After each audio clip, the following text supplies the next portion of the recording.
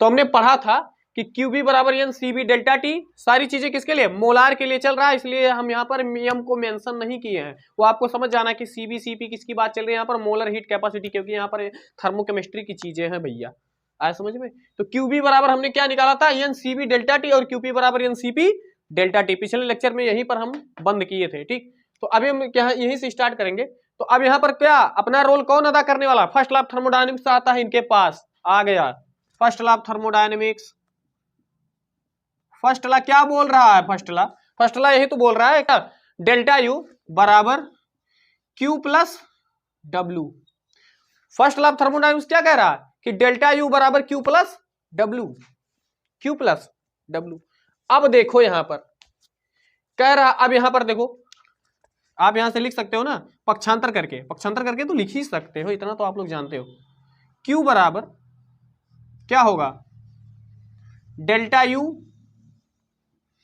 Minus का W, और यदि मैं बात करूं तो डेल्टा यू है माइनस डब्लू बराबर माइनस पी डी बी होता है, बराबर क्या आ गया, delta U plus P D B हो जाएगा, क्योंकि अंदर का माइनस बाहर के माइनस से गुणा कर जाएगा।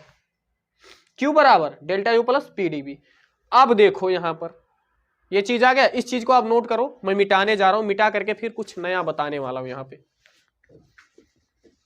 Q बराबर delta U plus P D, D को हम डेल्टा लिख दे रहे हैं पूरा एकदम, क्यों लिख रहे हैं, इंटीग्रल की चीजें हैं, आपके समझ में आनी चाहिए,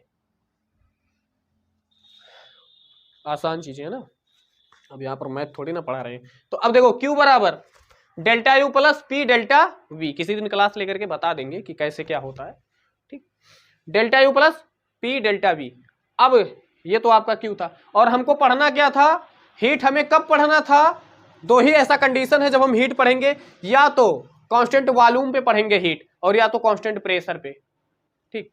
अब ये तो आपका फर्स्ट लॉ ऑफ थर्मोडायनेमिक्स है, ये फर्स्ट लॉ ऑफ थर्मोडायनेमिक्स है, फर्स्ट लॉ है थर्मो का, ये समझे। और जिनको नहीं आता पिछले वाला लेक्चर पीछे जाएं और वहां पर है फर्स्ट लॉ ऑफ थर्मोडायनेमिक्स, उसको पढ़े अच्छे से, ठीक।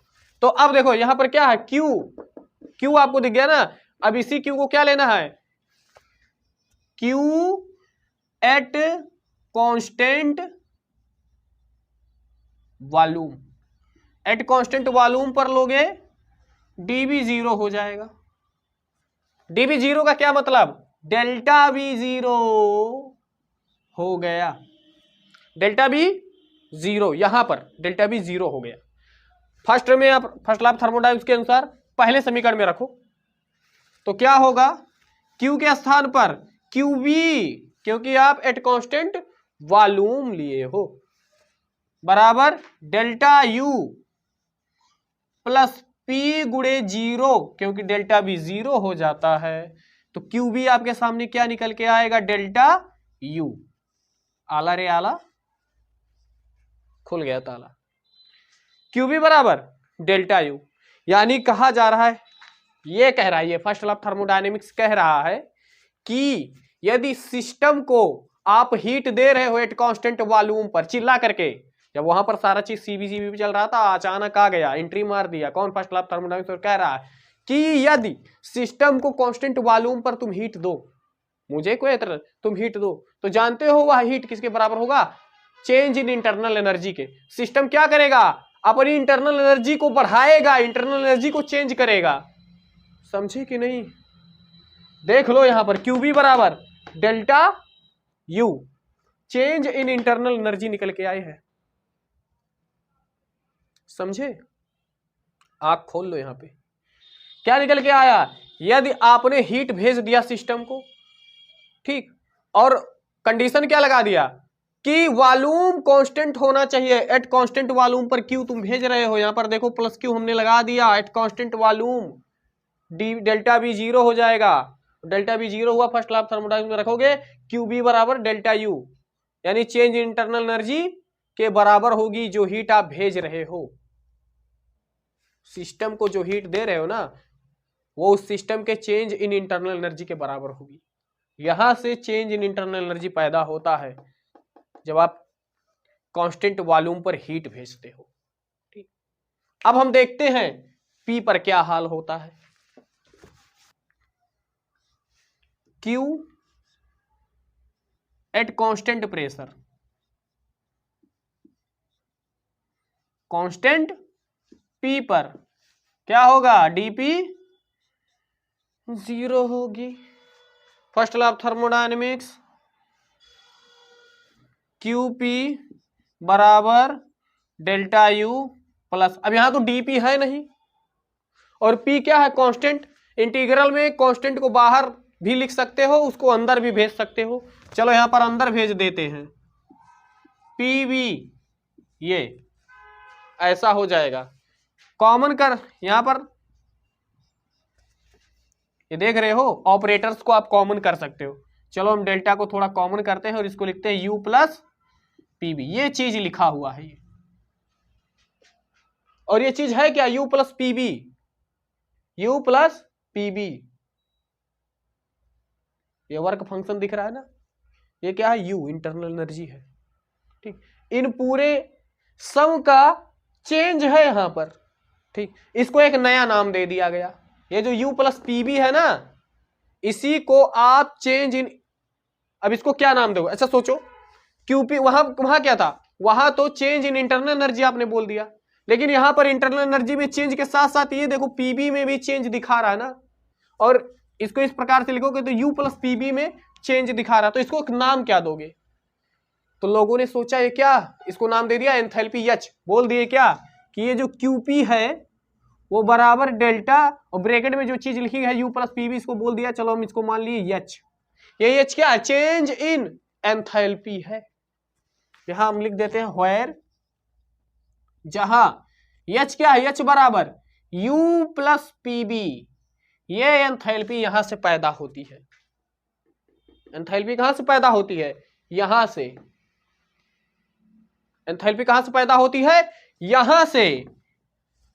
जब आप क्या करते हो, कांस्टेंट प्रेशर पर, कांस्टेंट प्रेशर पर सिस्टम को क्या भेजते हो, हीट। कांस्टेंट प्रेशर पर जो हीट आप भेज रहे हो ना सिस्टम को,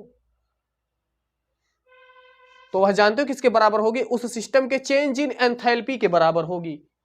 QP बराबर डेल्टा H, QP बराबर डेल्टा H आपके सामने है, यानी H बराबर U प्लस PB। अब U प्लस PB H के बराबर होता है, उसी को नाम दिया गया है एंथैल्पी। एंथैल्पी कहां से पैदा हुई, यहां से। ठीक, और जब V कांस्टेंट किए थे तो वहां से इंटरनल एनर्जी पैदा हुई थी, यानी चेंज इन इंटरनल एनर्जी और चेंज इन एंथैल्पी हीट की देन है, जब आपने कांस्टेंट वॉल्यूम और कांस्टेंट प्रेशर लिया था। आया समझ में, यही चीज आपको समझना था यहां पर कि H बराबर U प्लस PB। आया समझ में, तो ये चीज होता है, यहां से पैदा होता है कौन, एंथैल्पी। ये सारा प्रोसेस देख रहे हो ना, समझ में आ रहा है। ध्यान रखना एक बात हमेशा, यहां पर Q हमेशा रिवर्सिबल होगा, Q हमेशा रिवर्सिबल होगा। मैं लिख दे रहा हूं, चाहे वह QP हो चाहे वह QB हो, कुछ भी हो, यहां पर Q को रिवर्सिबल रखना है। यहां रिवर्सिबल होगा तभी वह एंथैल्पी होगा, तभी वह इंटरनल एनर्जी का चेंज बताएगा। ठीक, इरिवर्सिबल नहीं होना चाहिए, यहां पर Q रिवर्सिबली वर्क करना चाहिए, Q यहां पर रिवर्सिबल होना चाहिए। Q रिवर्सिबल की सारी कहानी यहां चल रही है। आया समझ में, अब मैं इसको मिटा रहा हूं कि हमने यहां पर Q को पढ़ा, ठीक, और Q को कैसे पढ़ा, QV बराबर डेल्टा U, और फिर हमने क्या पढ़ा, QP बराबर डेल्टा H। और अभी आपने हमने क्या बताया था, QB किसके बराबर होता है, QB किसके बराबर होता है, NCB डेल्टा T के। ठीक, तो यदि QB डेल्टा U के बराबर है तो आप लिख सकते हो R, अथवा आप लिख सकते हो डेल्टा U बराबर होगा NCB डेल्टा T। वो फार्मूला आ गया, वो फार्मूला आ गया, मोलर हीट कैपेसिटी आपको पता है, ठीक, तो आप इंटरनल एनर्जी कैलकुलेट कर सकते हो फार्मूले से। अच्छा यहां पर क्या है, क्यूपी बराबर डेल्टा एच, और आपने पढ़ा था, हमने बताया था कि क्यूपी किसके बराबर होता है, N C P delta T के। तो आप इसको भी लिख दो आर, जब दोनों आपस में बराबर है तो क्यूपी के स्थान पे डेल्टा एच आप लिख सकते हो, चेंज इन एंथैल्पी, या भी N C P delta T के बराबर होता।